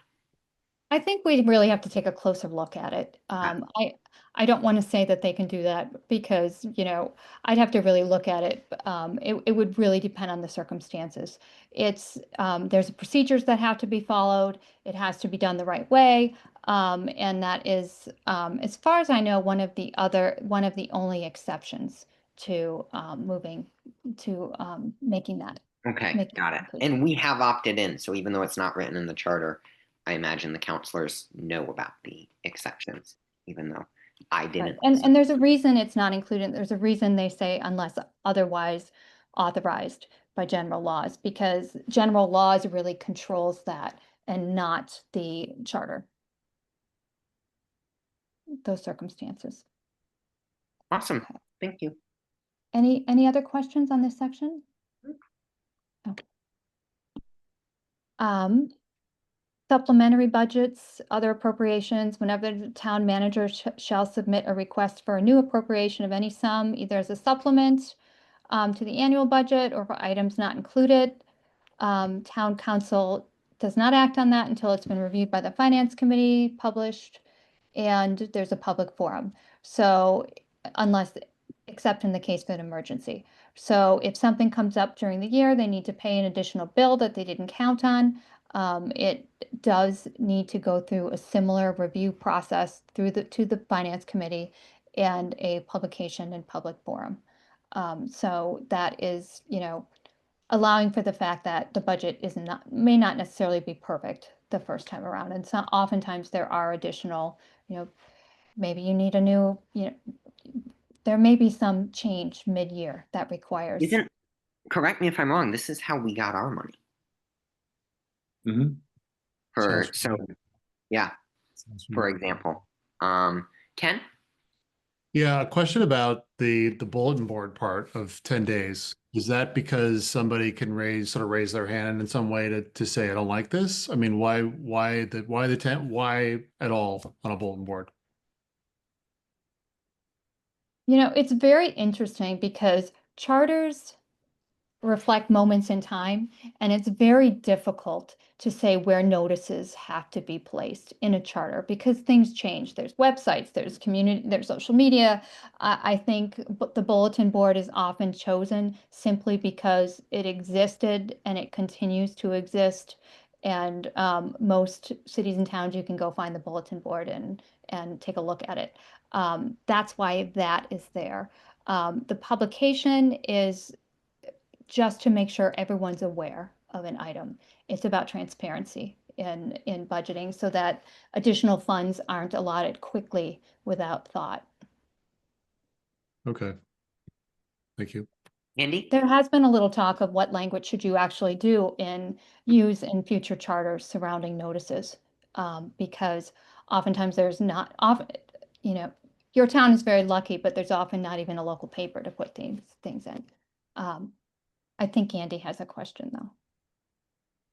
Yeah, I'm just trying to remember what we did, but I think we defined the bulletin board somewhere and basically said that it was, well, maybe it's not here, but it's not in the definitions, but somewhere I think it says. Andy, it is in definition. It's Oh, it under, is? it's under T, it's town bulletin board, not under B for bulletin board. Maybe we I want to just fix did the that. same thing.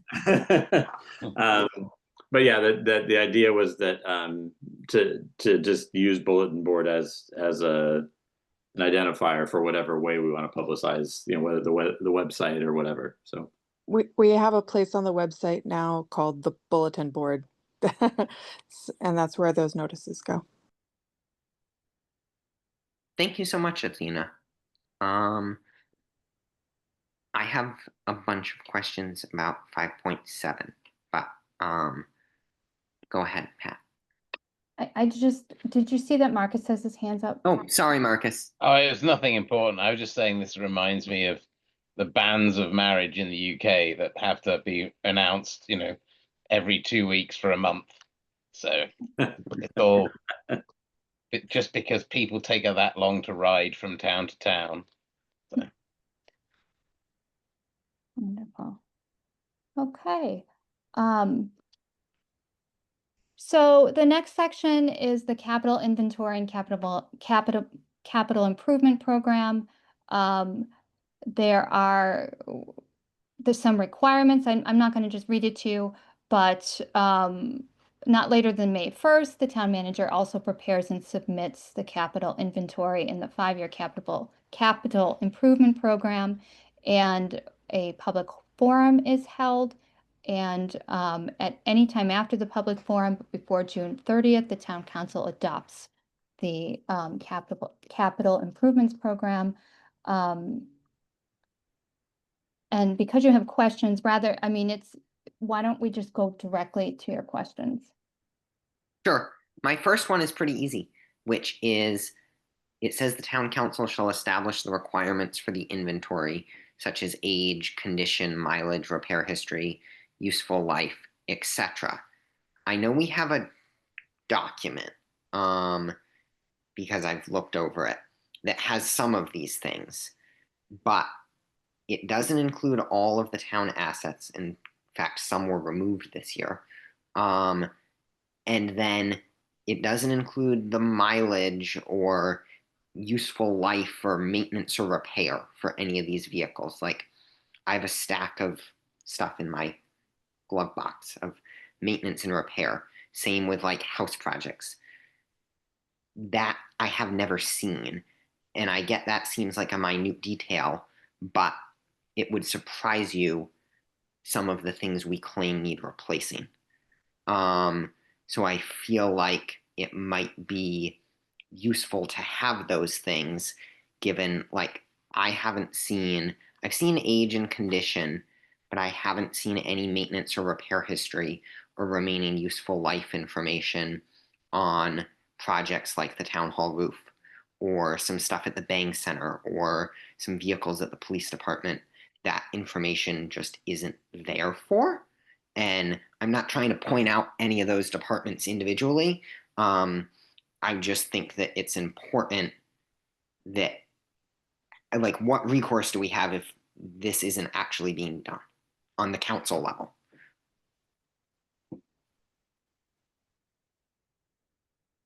Well, there are a few, this is really a balance of powers issue, and since the town council appoints the town manager, that's certainly something that they can address directly with the town manager. It may be a part of their review process. They may have given the town manager some guidelines as to what they need and what they don't need already. I'm not sure. That would definitely be something the town council could address with the town manager, and see what they're doing and how they're following it. Sometimes there are charter enforcement, just a handful of charters have charter enforcement provisions. They're very complicated and they're very difficult, and they're a very new idea. But that is something that could be adopted if it was really necessary. I guess I'm wondering, has anyone looked into whether the town council is interested in having this information, or if they've said, the amount of money that you're spending to get this information isn't worth the value of what you're giving to us, they may be interested in either updating the capital inventory language or coming up with a better plan for following it. Yes. The answer to your question is it's been asked for with some of the information provided and some of it not. So anyway, that I find that idea of an enforcement provision really sort of interesting. So I appreciate that. My other question was just, is this a sort of appropriate place to put in? Like, I know sometimes we have unexpended funds. Like there was 500,000 that was going to go towards the Bang Center that didn't get expended in the process. There's money at Munson Library that didn't get expended. And I'm wondering, like, is there any way that in addition to the stuff already included in the capital inventory, we could add something about a report back on unexpended funds? Funds that were not expended for capital improvements specifically? Yep. Just because, like, if you think of a few $100,000 at the library and then 500,000 at Bangs that just don't get expended, like, we don't want that money to just vanish. It could probably pave someone's street.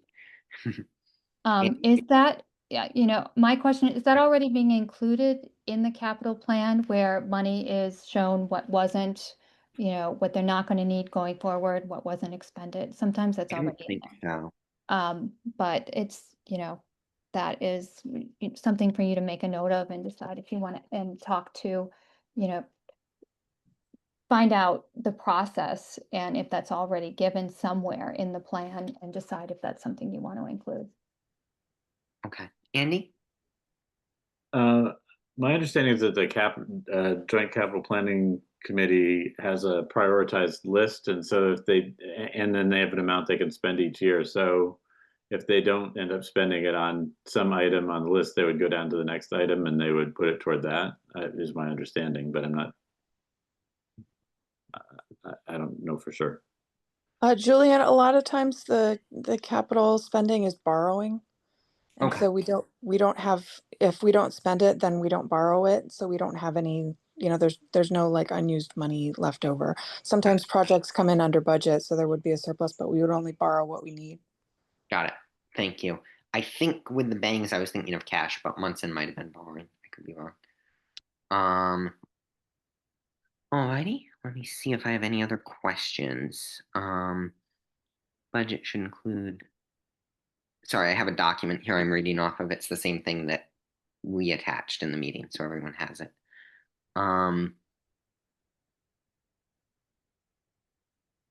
Yeah, I think that the only other question I had was with the 5 years.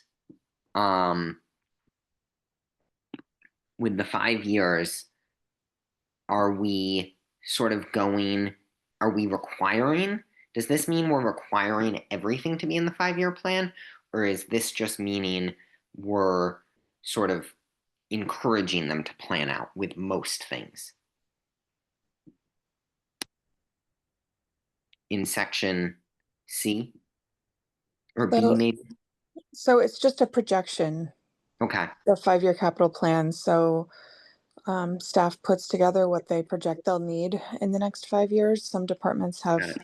you know, expenses that come up, you know, every 3 years, something needs to be replaced. So that's reflected in the 5-year capital improvement plan. And so we can see kind of those big expenditures coming a little ways down the road and plan accordingly. But Okay, yeah, that answered my question there. A planning budget isn't a commitment to spend it. It's just helping you Yeah. figure out what's coming down the Makes sense. road. The committee should be. Yeah. Okay, that makes sense. And my only other suggestion was under IV in section B, I was thinking we could add something like the committee could be responsible for determining the most efficient and cost-effective time schedules and financing options. I don't know, that's not something that currently happens at BCG, like they discuss it, but that's more at the department level. And I feel like that might be a discussion that should happen at JCPC rather than at the department level. So that might be something that, I mean, I'm not completely sure it's legal to add, but I imagine we could add. And that's all. Okay, any other comments or input on that section? Okay. Just briefly, section 5.8 talks about an independent audit. And that is something the town council provides for, an outside audit conducted by a CPA or another certified public accountants, etc. This just outlines a very, usual process for having an audit. Were there any, I believe, I thought there was some public input into this, but I might be wrong. Was there anything don't any Remember, questions about this process? did we have an audit in like the last few years? I don't remember quite honestly. Yes, there's an audit every year. The And audit, then yep, it goes to the town council. I must have just missed it. Awesome. And then my only other question was something that I wasn't able to include in my document, so I apologize to the other committee members. But at our public forum, we discussed level of detail in the budget. And I was wondering, we have a very deep level of detail in terms of the capital stuff, but in terms of the operating, we don't really have a level of detail that we ask for in the budget from the manager and the finance department.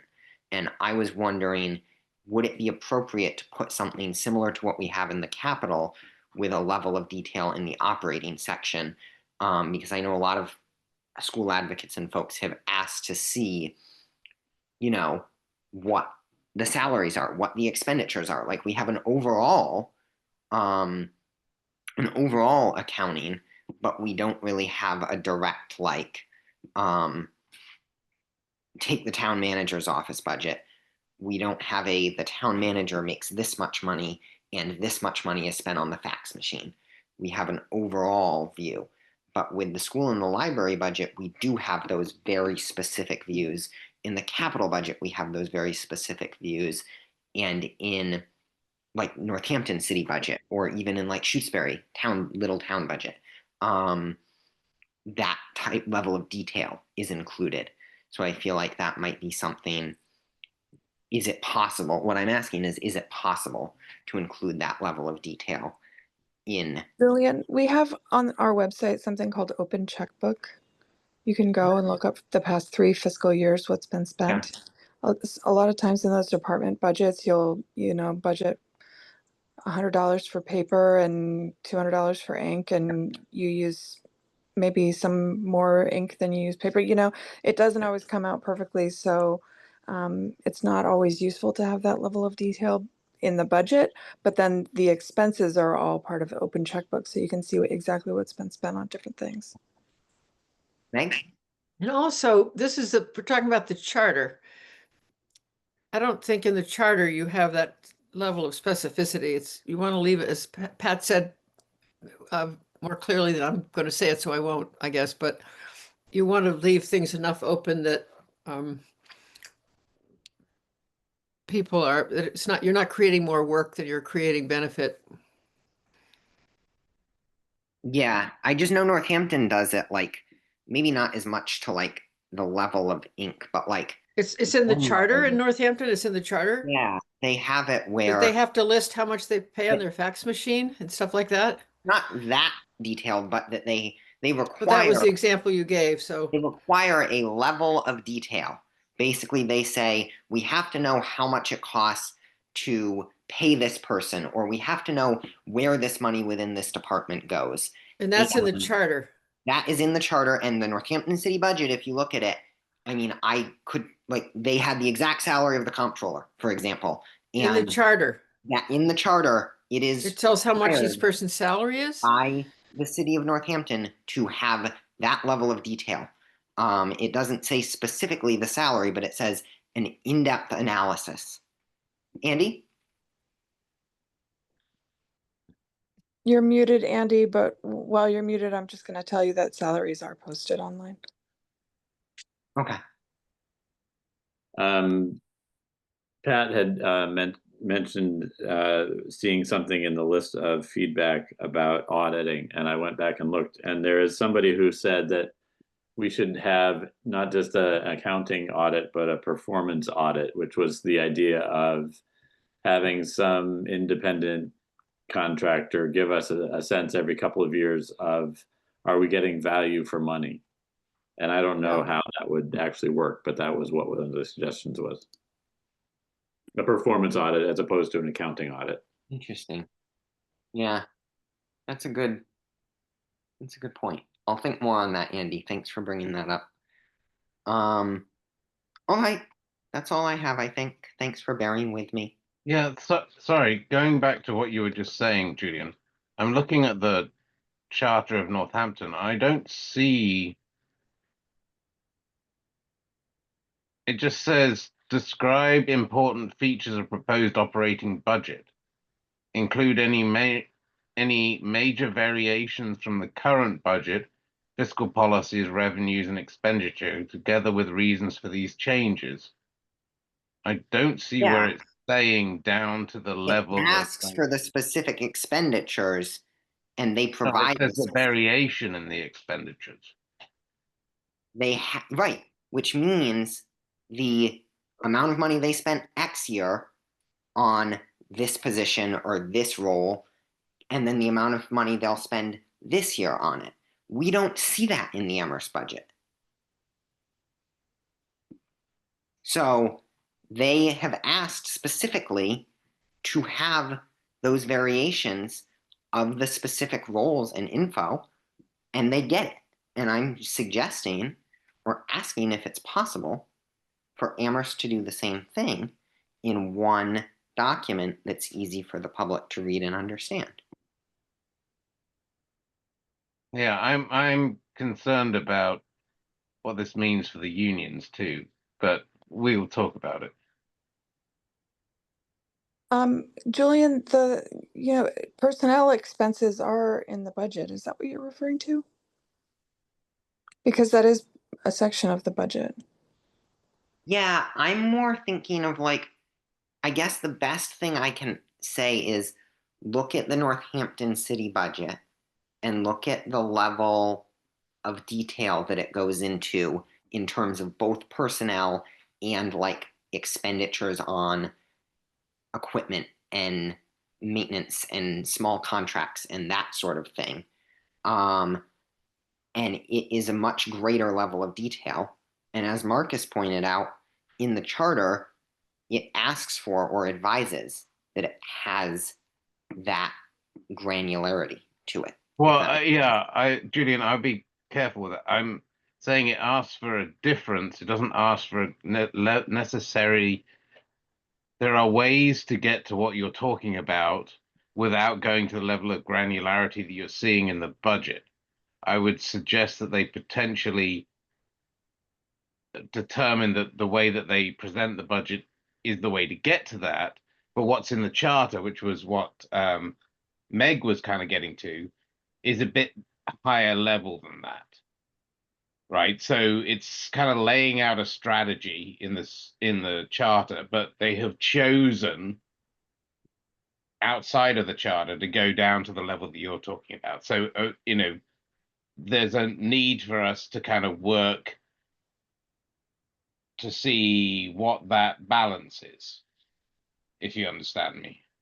Yeah, that makes sense to some extent. I mean, I think there's no hurt in more detail unless we hear that it's Yeah, and that's where I get into the potential impact to union contracts and things, right? People not wanting certain bits put out in public at the level of detail that they can be. So yeah, I we'll guess see. Yeah, that makes some sense. But all those union salaries and stuff are put on like within the contracts that are posted publicly. So, Within, yeah, it's like Yeah. if you go where you're talking about by going line by line, that's a little different, right? So I guess. that's where we get into the issues. I guess, yeah. I mean, the schools and the library publish line by line, and I know That may be the part of their agreement with their union, right? yeah. So that's why I'm saying, like, we can think about it, but there's potential kickback on the other end. So Yeah. That's what the town staff feedback form is for, I guess. exactly. Anyway, we're over time. So we want to discuss future agenda items and thank the Collins Center for being here. Raphael? Yeah, thanks for the presentation. I think moving forward, it'd be great to sort of circle back to the timeline around like reports, when they're due, sharing with the public. It would also be good to think about like how will we as a committee collectively analyze the feedback? There's a lot that's coming in. I think that analysis from this group, it's important to think about what that might entail and just grappling with that feedback as a collective group before we launch into sort of thinking about the writing report and sharing. I think it's important to push that onto the agenda soon. Thanks. Andy? While we have Pat here, because we're not going to have her in meetings going forward for a little while. My understanding is that you guys are going to continue to give us the annotated sections that you've walked us through with the kinds of red comments in there for us to think about. So we'll need to be continuing to go through the sections and figure out how we're going, who's facilitating that and how's that going to work. And then I guess while we have Pat here, I was wondering if you have any experience with other committees, if they're trying to decide what goes into a report and what doesn't. Do they do it by majority vote? Do they do it by consensus? Do they do it by anybody who has an idea gets to put it in the list? How's that work? I would say you're trying to build consensus. You're trying to build something that everybody will feel comfortable signing on to. As far as to what are you talking about what public input to put into the report or just what the report should look like? What the recommendations what recommendations make it into our report? How do we decide? Okay. Generally what happens is along the way, you'll have some kind of mini votes. And the mini vote won't be like a deciding vote, but it may be something like you may decide that certain language will go into the charter for further, we're moving forward with this language at this point. And then at the end, you will have a vote on the entire charter. And obviously your goal for all of you is to reach some consensus. You'll have an even more effective chance of your, report and your recommendations being followed, the more consensus you have. But, you may not be unanimous on each individual vote. And somebody may, at the end, you may feel all of these charter changes should go forward together. I'm not going to hold it up for my one piece that I think I should have included. But you will have, I would recommend doing some at least straw polls along the way so that you can understand where you built consensus around an issue and where you move forward. Thanks. Yeah. Meg? Sorry, I'm finally eating a little dinner. I just want to reinforce what Raphael said, that we need to listen to what people are telling us. It was clear to me early on in this process that what I think isn't very important. It's really about listening to what the public has to say and processing it and fine tuning. And I'm eager for us to get going. We've heard a lot of things, so I'm eager for us to get going, calling through it. Yeah, I'm looking forward to seeing the survey results. Yeah. Hopefully more than Me too. And listening, what are we hearing? Yeah. Because we didn't get elected to or appointed to this committee to, I believe, to just sort of proselytize what we think. Yeah. I think surfacing that feedback and how we analyze it and thinking about that in terms of the methods that we use is really important to consider. So more of that to But come. he's, Yeah, he looking said. forward to it. Looking forward to it. Me too. All right. Anything else before we adjourn? I'm just curious. With 8 people, what's a quorum? If one of us dropped off and there were only 4, is that a quorum? Nope. 5 is quorum. So if one more person dropped off, we would end the meeting. Let's end it anyway. So I'm going to end the meeting. Bye. I'll second that. Peg, yes. See Myself. y'all later. I'm an I, Raphael. Yes. Marcus. Andy. Great. It's late. Awesome. Where's that damn Thank red you all. button? Can't find it. Thanks, Pat. Bye. Good night, folks. Good night.